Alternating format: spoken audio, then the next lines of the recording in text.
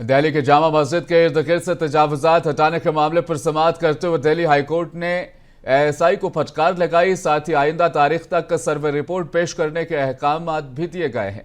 दरअसल दरख्वास्त गुजार सुहेल अहमद खान ने 2014 में दिल्ली हाईकोर्ट में जामा मस्जिद को रिजर्व करार देने के लिए दरख्वास्त दायर की थी, जिसकी समाअत जारी है। इस हवाले से हमारे नुमाइंदे सैयद अकरम रहमान ने इस केस में दरख्वास्त गुजार सुहेल खान से बातचीत की है। सुनिए आप भी।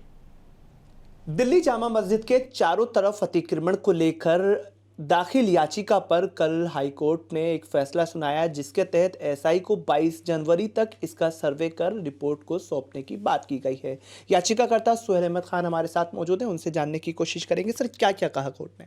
देखिए, ऑनरेबल हाई कोर्ट ने जो है 1 महीने के अंदर एएसआई को कहा है कि complete survey report Jama Masjid के अंदर और बाहर जो भी हो रहा है, क्योंकि हमने बताया था कि वहाँ जो है इलीगल इंक्रोचमेंट है, गंदगी है, और अंदर भी इमाम साहब ने इलीगल तौर पे जामा मस्जिद में ऑफिस बनाए हुए हैं, कुछ कमरे बने हुए हैं। ये सब चीज़ें हैं जो उनको आगे देखना चाहिए कि जामा मस्जिद में कहाँ आपने जो पुरानी चीज़ है उसको ख़त्म करके नए ऑफिस और नई सब चीज़ें बनाई हुई हैं। ये उसके लिए ऑनरेबल हाई कोर्ट ने कल जो है पहले भी पिछली डेट पे भी जो है एएसआई को कहा था सर्वे करने के लिए, और इस बीच में इमाम साहब ने जब उनको पता लगा कि सर्वे होने वाला है तो उन्होंने 2 बार अपना जो उनका एक तरीक़ा है इसको पुलिस को, प्रशासन को और गवर्नमेंट को धमकाने का, वो उन्होंने धमकी देनी शुरू करी। पिछले फ्राइडे की नमाज में भी उन्होंने जामा मस्जिद का नाम ना लेते हुए दूसरी मस्जिदों के नाम के ऊपर गवर्नमेंट को और उनको धमकाने की कोशिश करी कि ये सर्वे और ये सब कुछ नहीं होने चाहिए, ये बंद होने चाहिए।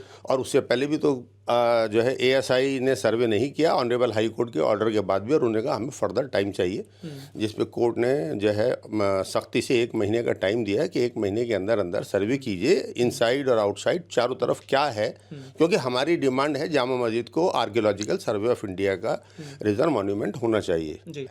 जब एएसआई पैसा लगा रही है, एएसआई रिपेयर कर रही है, एएसआई सारे काम कर रही है उसमें, तो एएसआई को टिकट का पैसा कलेक्ट करने में, कैमरे का पैसा कलेक्ट करने में, दूसरे और पैसा कलेक्शन करने में क्या परहेज है? क्यों इसको रिजर्व मॉन्यूमेंट नहीं बनाते? क्यों अपने जो है अपने सिक्योरिटी गार्ड वहाँ खड़े नहीं करते? क्यों चारों तरफ की गंदगी साफ़ नहीं करते? और जो इनकम, ये लाखों रुपए रोज़ की इनकम इमाम के हाथ में जा रही है, अहमद बुखारी के हाथ में, क्यों वो गवर्नमेंट को नहीं मिलनी चाहिए? जी, सर्वे का जो बेस है वो अतिक्रमण का वहाँ होना है। सर्वे का जो बेस है वो साथ के साथ वहाँ दूसरे जो ज़राए आमदनी के बनाए हुए हैं उसको जो है एएसआई के तहत होना चाहिए। एएसआई पर फटकार भी हाईकोर्ट ने लगाई है कि अब तक ये क्यों नहीं हुआ। देखिए, जो भी अतिक्रमण है वहाँ पे 2004 में जस्टिस विजेंद्र सिंह साहब ने जामा मस्जिद की सराउंडिंग से तकरीबन 3000 दुकानों को सीमापुरी, गोकुलपुरी, शास्त्री पार्क, मंडोली में शिफ्ट कर दिया था, जिसमें खजूर वाले भी हैं, जिसमें नीचे जितनी मीना बाजार की सराउंडिंग में दुकानें वो हैं, उसमें टूल वाले हैं, उसमें कोट मार्केट है,